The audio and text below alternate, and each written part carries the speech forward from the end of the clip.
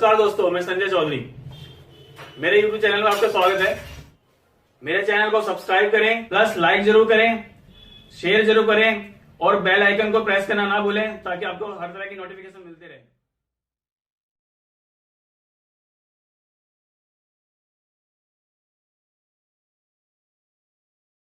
तो ये दोस्तों शुरू करते हैं।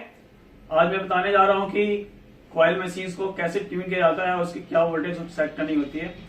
तो ये शुरू करते हैं। सबसे पहले मैं आपको लाइनर मशीन के बारे में बताने जा रहा हूँ कि लाइनर मशीन को कैसे ट्यून करना है और इसकी क्या वोल्टेज होनी चाहिए। ये लाइनर मशीन है, ये इसकी एडजस्टिंग स्क्रू है जिससे हम इसका टेंशन जो है, जो अप डाउन होता है, हम इसको एडजस्ट करते हैं। ये कितनी एडजस्ट होनी चाहिए और हमारी जो ये नीडल है वो कितनी बाहर आनी चाहिए।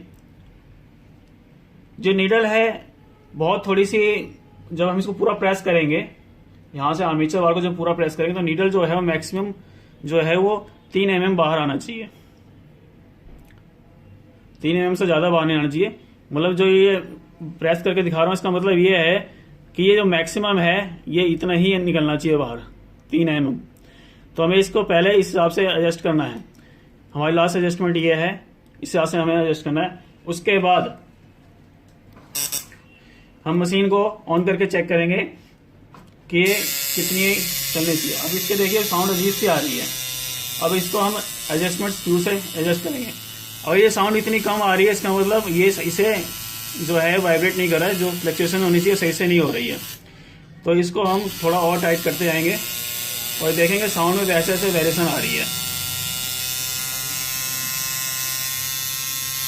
अब ये परफेक्ट साउंड आ रहा है। जब ये परफेक्ट साउंड आने लगे तो हम इसका जो टाइट करने वाला स्क्रू है इसको टाइट कर देंगे ताकि जो एडजस्टमेंट स्क्रू है वो ऊपर नीचे ना होए। फिर इसको दोबारा हम देखेंगे। अब ये परफेक्ट जो है लाइनिंग के लिए सेट हो चुका है। आप इसको भी देखेंगे आर्मेचर वायर के और इसकी जो स्क्रू है, एडजस्टिंग स्क्रू है, इसमें कितना फर्क होता है। एक कॉइन के बराबर का फर्क होता है, जो करीब 1 रुपए का जो सिक्का होता है उसके जितना फर्क है। आप ध्यान से देखेंगे यहाँ पे एडजस्टिंग स्क्रू और आर्मेचर वायर की जो स्प्रिंग है इसमें कितनी गैपिंग है, एक सिक्के के बराबर। तो इतनी गैपिंग आनी चाहिए। और जो इसकी ऑपरेटिंग वोल्टेज है वो हम यहां से सेट करेंगे पावर सप्लाई से।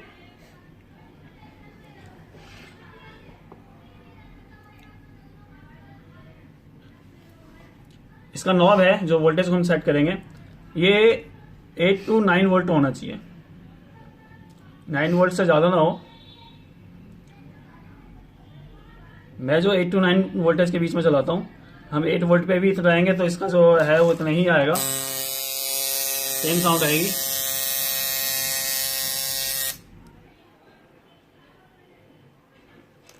और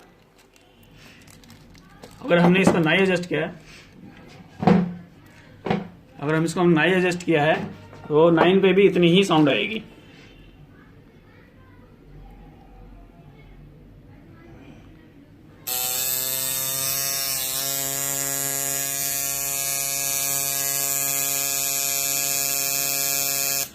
अगर हम वोल्टेज ज्यादा बढ़ाते हैं तो इसकी फ्लक्चुएशन बहुत फास्ट हो जाएगी और ज्यादा वोल्टेज होने पे कॉइल भी खराब हो सकती है। आप इसके साउंड में देखें कितना फर्क आएगा। बहुत ज्यादा अजीब सा साउंड हो गया। साउंड ऐसा नहीं आना चाहिए। साउंड जो है वो एक लिमिट में ही करना चाहिए। अभी बिल्कुल परफेक्ट साउंड है और जो नीडल है वो भी परफेक्ट बाहर आ रही है।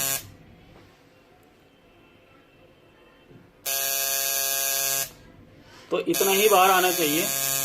और टैटू बनाते समय हमें अपने हाथ को एडजस्ट करना है कि वो 3 ज्यादा 1 mm से ज्यादा ना जाए। अब ये देखिए,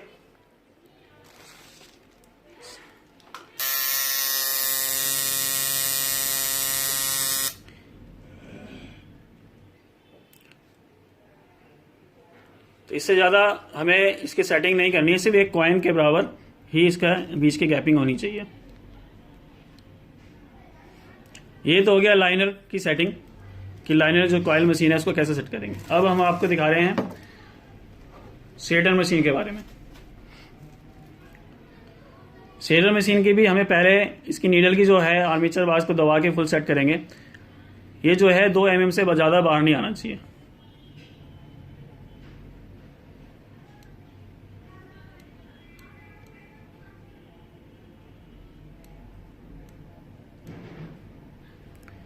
हमने इसको पूरा दबा रखा है और इसकी नीडल जो है 2 mm से ज़्यादा बाहर नहीं आनी चाहिए, क्योंकि ये लास्ट उसकी है जो स्किन के अंदर बहुत थोड़ी सी जाएगी, वो तो हम अपने हाथ से बनाएंगे जब एडजस्ट करेंगे, लेकिन जो है ये बाहर इससे ज़्यादा नहीं जाना चाहिए। और जब इसका भी आप देखेंगे, अगर हम आर्मेचर बार को हम दबा रहे हैं तो जो इसकी सेटिंग है, एडजस्टिंग कॉइल है, इसके बीच में भी एक कॉइन के बराबर गैपिंग है।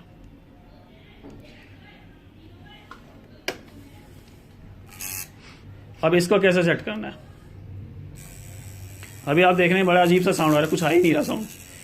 तो इसको हम पहले ढीला कर लेंगे एडजस्टिंग स्क्रू को, और अब इसको ट्यून करेंगे।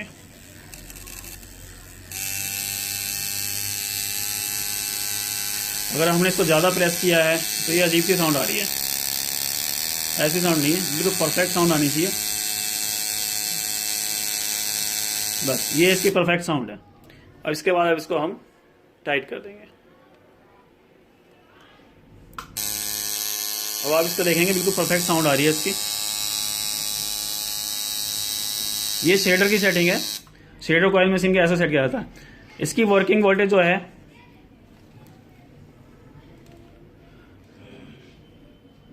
6 to 7 वोल्ट के बीच में इसको सेट करना है। 6 to 7 वोल्ट के बीच में ये बिल्कुल परफेक्ट करेगा काम।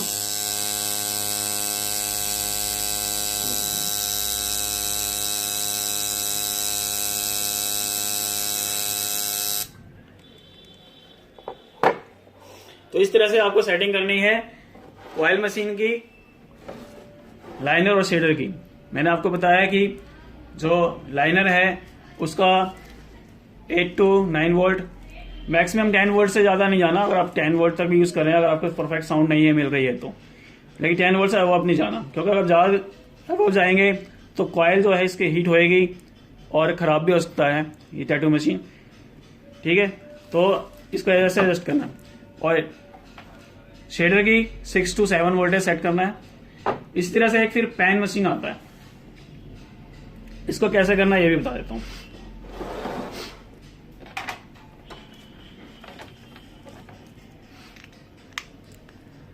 ये हमने इसका नीडल लगा दिया। अब इसको हम पावर सप्लाई से कनेक्ट करेंगे।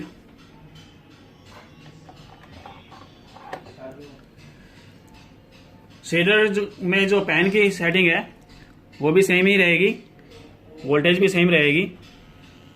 इसमें साउंड नहीं पता चलेगा आपको, क्योंकि साउंड आएगा नहीं, बहुत हल्की सी आती है।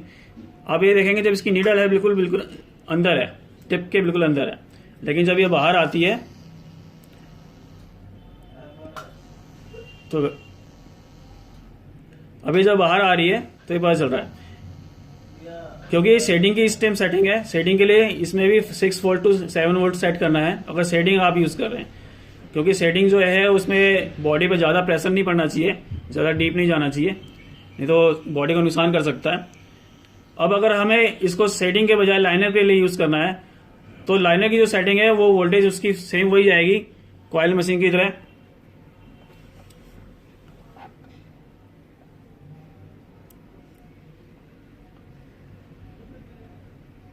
नाइन टू 10 वोल्ट के बीच में हम कुछ भी ले लेंगे।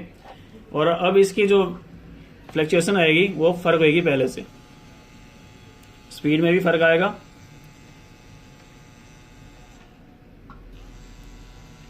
और इसके साउंड में फर्क आ जाएगा।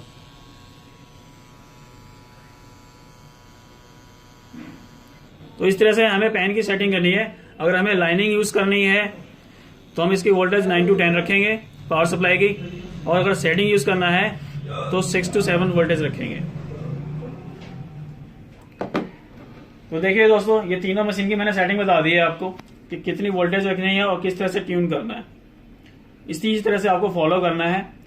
वैसे हर मशीन की एक अपनी अपनी वोल्टेज सेटिंग होती है। अब जैसे जैसे मशीन खरीदेंगे क्वालिटी की वाइज उसकी मशीन की वोल्टेज फर्क हो जाती है, लेकिन एक नॉर्मल जो वोल्टेज सेट करना है, और जो आजकल जो नॉर्मल मशीनें आती है मीडियम रेंज की, उसकी वोल्टेज सेटिंग यही है, ट्यूनिंग ऐसे ही की जाती है।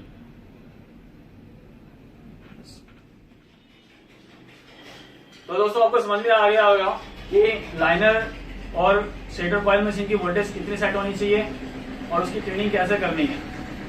इसी तरीके से मैंने पेन मशीन के बारे में भी बताया कि पेन जो मशीन होती है उसको कैसे यूज करना है और उसकी सेटिंग कैसे करनी है, उसकी वोल्टेज सेटिंग क्या होनी चाहिए।